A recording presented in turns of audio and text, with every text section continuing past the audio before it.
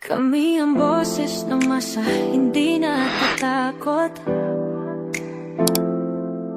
Katotohanan lang, di kami na.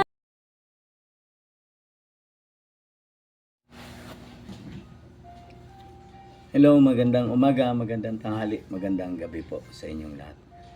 Ako po ulit si Deo Durano. Komentaryo lang po natin itong pagpunta ni BBM doon sa Naga City. Lagay nito sa kanyang flood control naman daw doon, kontrabaha mga kabayan. Pakinggan po natin ang report ng GMA7 mga kabayan. Serbisyo muna bago politika. Tugon niya ni Pangulong Bongbong Marcos na mag-inspeksyon sa proyekto kontrabaha sa Naga City, kung saan nakausap niya si Mayor Leni Robredo. Kahit matulog din ang pangalan ni Robredo sa mga posibleng tumakbong Pangulo sa 2028, sinabi niyang prioridad daw niya ang Naga. At mula sa Naga nakatutok live, si Darlene Khan. Darlene. Ivan, hindi raw nag-uusap tungkol sa politika sina Pangulong Bongbong Marcos at dating Vice President at ngayon Naga City Mayor Leni Robredo nang bumisita ang Pangulo rito kaninang umaga. Hindi rin diretsahang sinagot ng Pangulo ang mga tanong tungkol sa mainit na usapin ngayon sa politika kasunod ng deklarasyon ni Vice President Sara Duterte na tatakbo siya para sa pagkapangulo. Servisyo muna bago politika.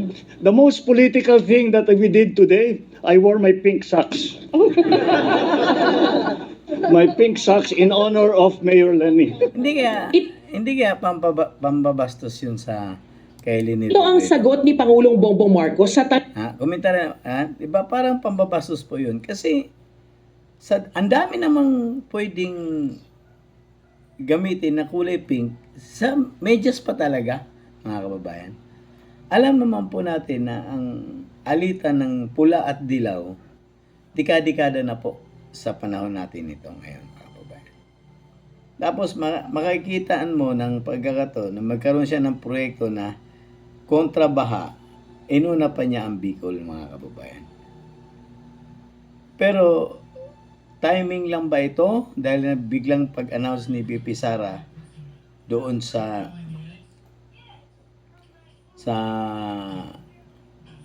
pagtatakbo ng pagka-presidente ni VP Sara, mga kababayan. At kung napapansin nyo po, doon sa mga komento ngayon ng mga media, ang laging tinatanong kung sino yung magiging VP, mga kababayan. Bakit? Ngayon ko lang na na nung nag-announce si VP Sara, dapat ang tatanungin mo kung sino yung magiging kalaban. Hindi yun kung sino yung magiging vice presidente ni VP Sara. Kung napanood nyo po yung interview ni VP Sara doon sa mga banateros, nila Banatbay, Boss Dada, at doon sa Vox Populi, Boses ng Bayan, ay malinaw na malinaw po na ang itatalaga ni VP Sara na Vice Presidente, yun ang hahabol sa katiwalian na nangyari ngayong 2023, 24, 25. Para ang sinabi niya, siya mag-focus doon sa problema ng bayan. At aatasan niya ang Vice Presidente na hahabulin ang mga kurap sa lipunang ito nung panahon ni BBM, mga kababayan. Malinaw na po na plataforma yan, mga kababayan. Kung napakinggan niyo po yung paliwanag ni VP Sara doon sa interview ng mga sa SMNI ng Banateros, Vox Populi na siya, Boss Dada at si Banatbay, mga kababayan. Tuloy lang natin tong patawan ni Marcos na to, mga kababayan. Tanong kung bukas ba siya sa pakikipag-alyansa kay dating Vice President at ngayon Naga City Mayor Leni Robredo. Sa gitna yan ang paglutang ng pangalan ni Robredo na isa sa mga posibleng makaharap ni Vice President Sara Duterte sa pagkapangulo sa 2028. We did not discuss. Servisyo muna bago politika. Marami pang kailangan gawin. Marami pa kaming kailangan gawin. So, we will get to that. Aabot din tayo doon. Bumisita ang Pangulo rito sa Naga City kaninang umaga para inspeksyonin ang implementasyon sa lungsod ng Oplan kontrabahan ng gobyerno. Sabi ng Pangulo, matagal na raw na plano ang pagbisita niya sa Naga na isa raw sa mga bahaing lugar sa bansa naging critical ito especially with the storms that came in. Then I already instructed Sec Vince and Sec Ping to look at the situation here. Because, we know that Bicol is always the pathway of the storms. Kilalang mahigpit na magkatunggali sa politika sina Marcos at Robredo na 2 beses nang nagharap sa eleksyon. Sa eleksyon 2016, tinalo ni Robredo si Marcos sa pagka-vice-presidente. Umapila si Marcos sa Presidential Electoral Tribunal pero hindi siya pinaboran. Nang magtapat naman sila sa pagkapangulo noong eleksyon 2022, higit doble ng boto ni Robredo ang nakuha ni Marcos. Itong pagkikita nila sa Naga ang 2 beses na nagkasama sila matapos ang 2022 elections. Huli silang nakitang magkasama ng pasinayaan ng Sorsogon Sports Arena noong October 2024. Nauna nang sinabi ni Robredo na tiyak siyang hindi pag-uusapan ng politika sa pagbisita ng Pangulo sa Naga. Siguro hindi maiiwasan na bigyan ng kulay politika, pero wala talaga. Itong programa ng national government. In fact, hindi lang naman ito sa Naga. Isa lang kami sa mga sites na nasa pilot areas. And ang alam ko, pinuntahan ni Presidente yung mga sites.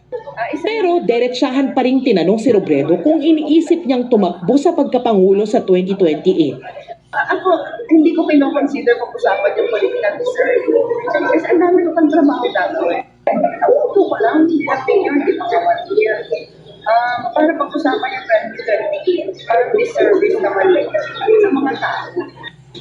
Matipid naman ang sagot ni Pangulong Marcos nang hinga ng reaksyon sa anunsyong pagtakbo sa Pangulo ni Vice President Sara Duterte. Nothing really.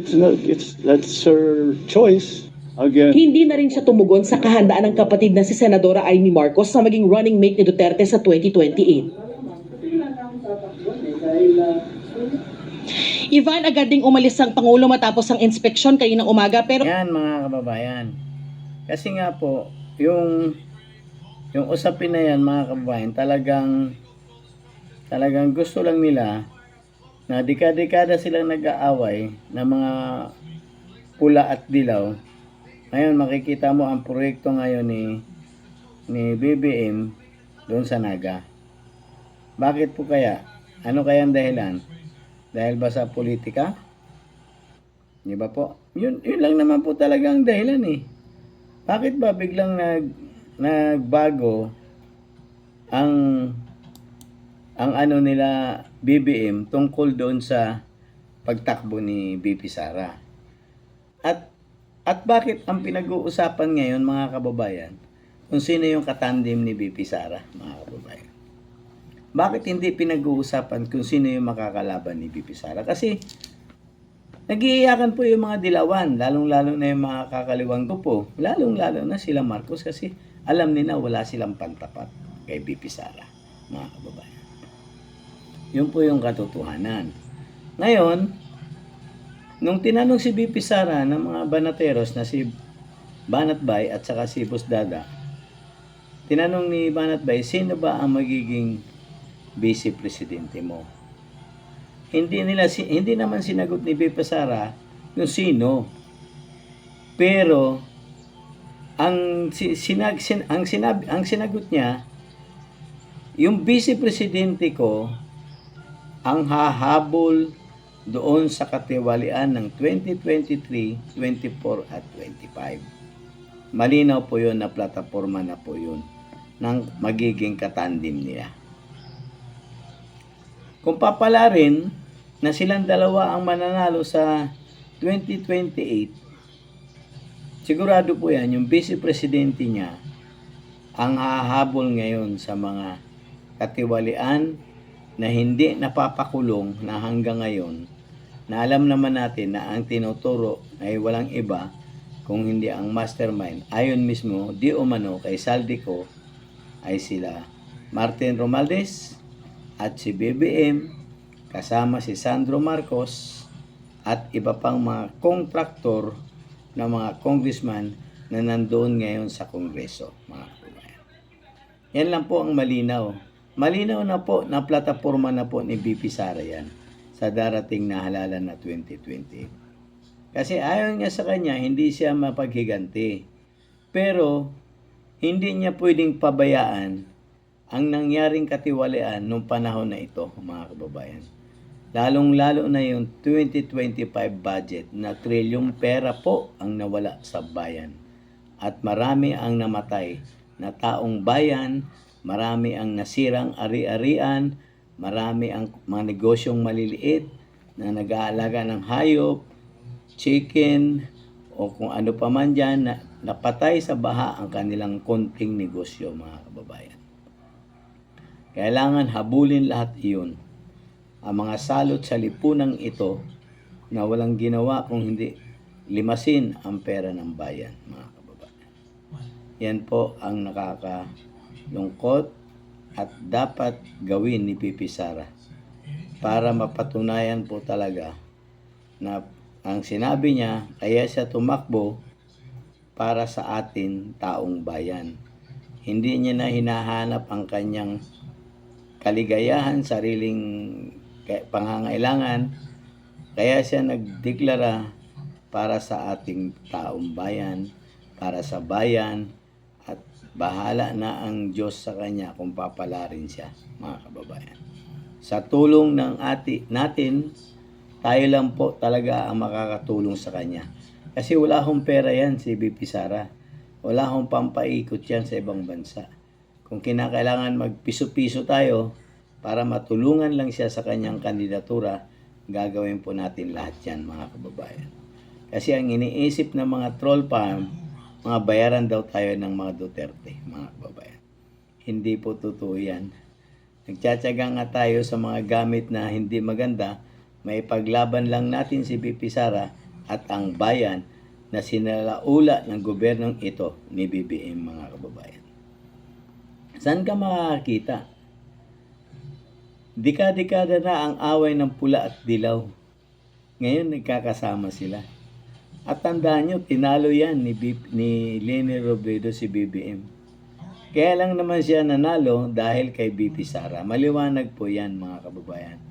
Kasi kung papansinin nyo po yung boto, yung bumoto kay BP Sara, bumoto kay BBM. Pero merong 1 milyong boto na hindi bumoto kay BBM, mga kababayan. Yun ang naniniwala sa sinasabi ni PRRD na huwag iboto yan dahil may bagahe yan, mga kababayan.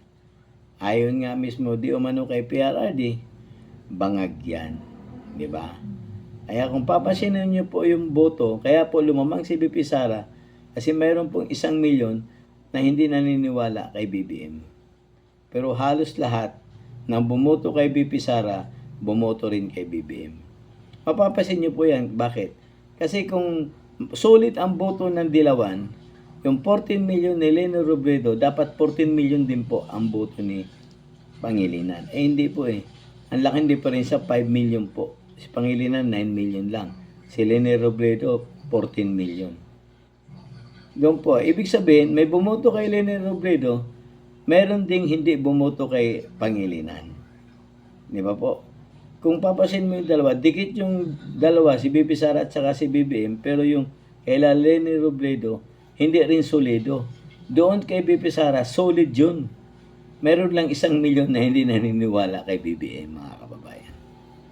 Tapos ngayon, ginagamit nila ngayon yung mga proyekto ng flood control para makakapag-usap sila ni Leni Robredo kasi wala ho talagang malinaw na contender ang administrasyon, pati ang Dilaw. Sino itatapat mo? Si Risa? Isa kang Inidoro pupulutin yan, mga kababayan. Sa Inidoro po yan. Kasi may plus 30% na po na botante si BP Sara. Kung 2% lang, hindi pa umiikot yan. Paano kapag umiikot yan? Eh, malalaman natin sigurado may magsosorbe dyan, no? Nagdeklara siya ng pagka-presidente. Baka sumirit yan pataas, mga kababayan, kasi ang dami pong Pilipino na natuwa. Nagkaroon na sila ng pag-asa sa kanilang mga buhay kasi hopeless na po eh. Hopeless na po talaga ang taong bayan. Kailangan po talaga nilang mayroong tumayo para sa kanila. May paglaban naman yung karapatan nila, mga kababayan. Yun po ang buong katotohanan. O, dito na lang po muna ako, mga kababayan. Palambing naman po ng like, share, and subscribe to my YouTube channel, Deo Durano TV 2.0. God save the Philippines. Kami ang boses ng masa, hindi natatakot. Katotohanan lang, di kami nalulunod. Walang